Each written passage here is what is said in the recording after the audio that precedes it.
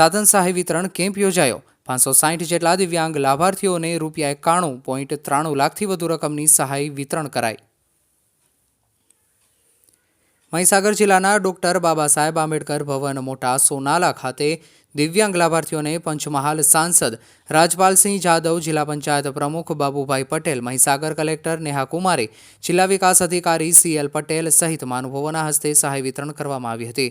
ઉપસ્થિત મહાનુભાવો દ્વારા બંધારણના ઘડવૈયા ભારત રત્ન ડોક્ટર બાબા સાહેબ આંબેડકરની પ્રતિમાને પુષ્પમાલા અર્પણ કરી કાર્યક્રમનો શુભારંભ કરવામાં આવ્યો હતો।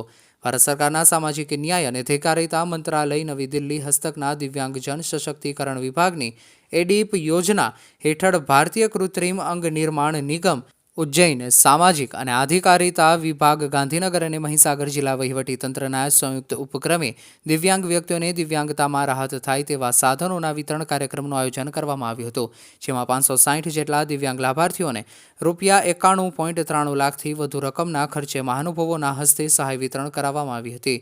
આ અગાઉ મહીસાગર જિલ્લાના તમામ તાલુકાઓમાં 1 જુલાઈ 2024થી 6 જુલાઈ 2024 દરમિયાન દિવ્યાંગ વ્યક્તિઓને સહાયક ઉપકરણ આપવા માટે એસેસમેન્ટ કેમ્પ કરવામાં આવ્યો હતો, જેમાં મહીસાગર જિલ્લાના કુલ 560 લાભાર્થીઓ માટે કુલ 1067 સાધનો મંજૂર કરાવ્યા હતા। આ અનુસાર જિલ્લાના દિવ્યાંગ વ્યક્તિઓને દિવ્યાંગતામાં રાહત થાય તેવા સાધનો જેવા કે motorised tricycle, wheelchair, tricycle, calipers, braille stick, braille kit, કાનના સાંભળવાના મશીન, CP ચેર, સ્માર્ટફોન, સુગમ્ય કેન, વોકિંગ સ્ટીક વગેરે જેવા સાધનોનું વિતરણ કરવામાં આવ્યું હતું।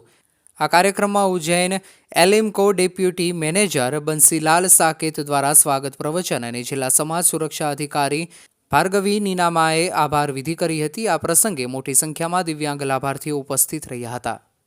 રિપોર્ટર નિમેશ શર્મા, લુણાવાડા।